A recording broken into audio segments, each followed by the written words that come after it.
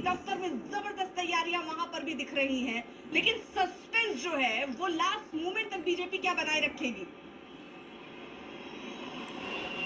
आप बिल्कुल ठीक कह रहे हैं अर्पिता, लेकिन ये भी मान लीजिए, ये भी तय है कि मुख्यमंत्री का नाम तो तय हो चुका है। वो प्रधानमंत्री नरेंद्र मोदी, गृह मंत्री अमित शाह को पता है। वो अब सारी औपचारिकताएं जो है वो पूरी होंगी। शाम 7 बजे, 6:30 बजे से विधायक यहाँ पहुँचने शुरू हो जाएंगे और 7 बजे बैठक शुरू हो जाएगी। 7:30 पौने 8 बजे तक आपको नाम पता चल जाएगा। यानी कि विधायक दल अपने नेता के नाम पर मोहर लगा देगा। हिमांशु मिश्रा हमारे संवाददाता हमारे साथ हैं, लेकिन पर्यवेक्षक क्या करेंगे, पर्यवेक्षकों की क्या जिम्मेदारी होगी?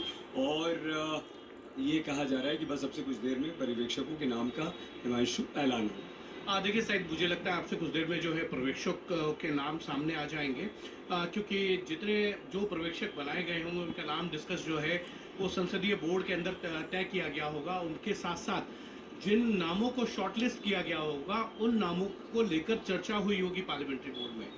अंतिम फैसला पार्लियामेंट्री बोर्ड में होना है तो पर्यवेक्षकों को ये भी बता दिया जाएगा कि मुख्यमंत्री का चेहरा कौन होगा।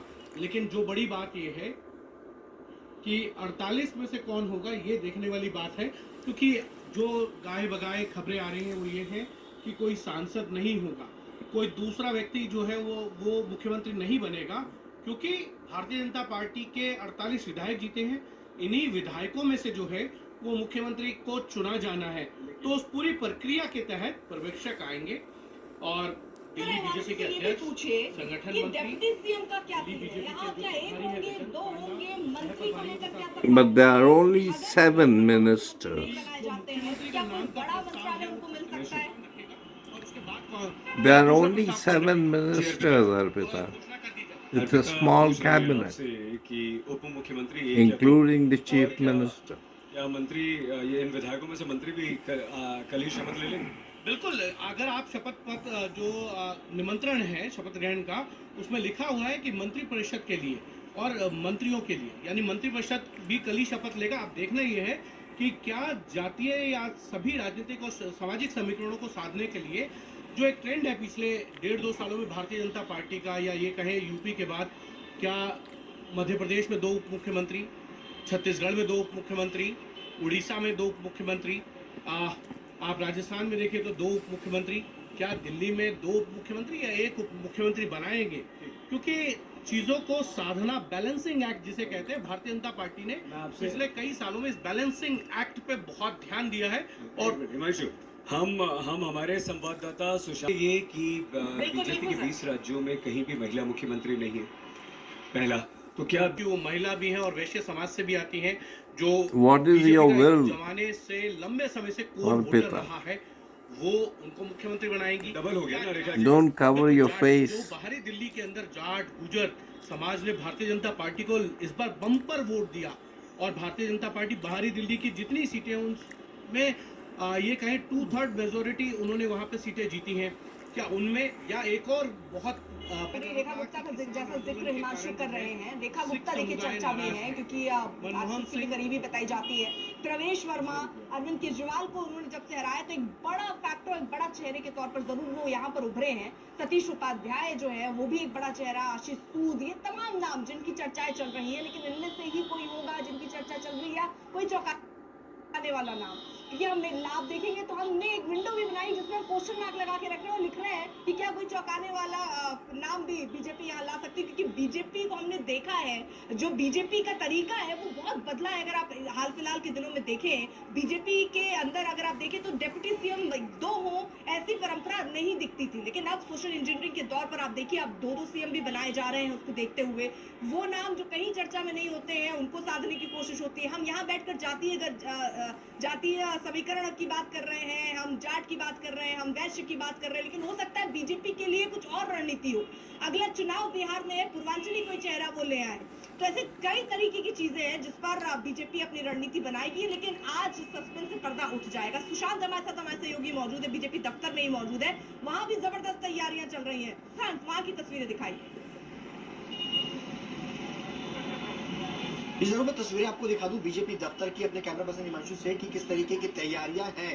बस महज अगर कहा जाए अब से सुषमा स्वराज आखिरी बार जब बीजेपी की सरकार थी तो मुख्यमंत्री बनी थी, हालांकि 3.5 महीने ही उनका कार्यकाल रहा था, लेकिन अब ऐसे में रेखा गुप्ता क्या महिला उम्मीदवार के तौर पर एक बड़ा चेहरा हो सकती है जिन पर भरोसा जताएगा आला कमान, उनको बनाएगा मुख्यमंत्री, ये भी देखना दिलचस्प होगा। लेकिन वो क्या कह रही है वो सुनिए। भारतीय जनता पार्टी की आज विधायक दल की बैठक शाम को होनी है और उसमें जो नाम तेजी से सामने आ रहा है मुख्यमंत्री के लिए रेखा गुप्ता जी का सामने आ रहा है। महिलाओं में सबसे आगे नाम आ रहा है और हमारे साथ मौजूद है रेखा जी, इनसे बातचीत करने के लिए। मैम, विधायक दल की आज बैठक बड़े अहम फैसले होने हैं, कितनी तैयारियां उसके लिए? तैयारी करने वालों ने करनी है, हमें तो बैठक में जाना है, हम तैयार है जाने के लिए। आपका नाम बड़ी तेजी से आ रहा है आगे, क्या तैयारियां, क्या उम्मीदें, क्या सपने मन में चल रहा है? एक ही सपना है, दिल्ली के विकास का सपना। 27 साल बाद भारतीय जनता पार्टी की सरकार दिल्ली में बनी है। हमारी पूरी टीम अपनी दिल्ली के लिए काम करने के लिए बिल्कुल तैयार है। हमारे विजन क्लियर है, हमारा एजेंडा क्लियर है। हमें दिल्ली के लिए वो काम करना है जिस चीज़ की दिल्ली अधिकार है। पहले भी हमने आपको कवर किया, बड़े तनका शायराना अंदाज में आप लोगों की बात की। क्या कहेंगे इस? देखिए, ये दिल्ली है, देश की राजधानी है और बार बार दिल्ली को कई बार लूटा गया। कभी कांग्रेस में लूटा, कभी आम आदमी पार्टी में लूटा और इतिहास में भी लूटी गई है। और दिल्ली को बसाने की जिम्मेदारी हमने ली। आज मोदी जी के नेतृत्व में दिल्ली बसेगी। इतना ही कह सकती हूँ कि पलक को जिद है जहाँ पे बिजली गिराने की, हमें भी जिद है वहीं पे आशियाँ बनाने की। तो आदरणीय मोदी जी का नेतृत्व होगा और हमारे पूरी विधायक टीम की ताकत होगी और मिल के दिल्ली को संवारेंगे। कुछ जिद और कुछ उम्मीदें आपके साथ जो लोग लगे हुए उन्होंने भी लगाई हैं, वो भी सपने देख रहे हो, क्या उनकी चीज पूरी होगी? पूरी हुई। उनकी इतनी बड़ी जीत के साथ में हमने अपनी विधानसभा जीती है। हर एक कार्यकर्ता की मेहनत रंग लाई है और हमारे नेतृत्व क्या जो मार्गदर्शन हमें मिला उसने अपना काम किया। कितना आप जो चीजें सारी साफ हो जाएंगी, इंतजार जो हो रहा था वो खत्म हो जाएगा सर? अभी तो दिल्ली की गंदगी साफ होने में समय लगेगा और दिल्ली की गंदगी साफ करने के लिए हम सब काम करेंगे और चीजें। चुनाव प्रवेश वर्मा भी सबसे प्रबल दावेदार के तौर पर दिखते हैं और वहां सीधे आपके उनके घर लिए चलते हैं। हमारे सहयोगी आशुतोष वहां पर मौजूद है। आशुतोष, किस तरीके की तैयारी आप देख रहे हैं वहां पर? तैयारी जैसा तो अभी फिलहाल कुछ नहीं कहेंगे क्योंकि मैं जहाँ खड़ा हूँ घर के बाहर इक्का दुक्का पोस्टर और अभी कोई कार्यकर्ता भी नहीं है। लेकिन जाहिर है चूंकि जिस तरह के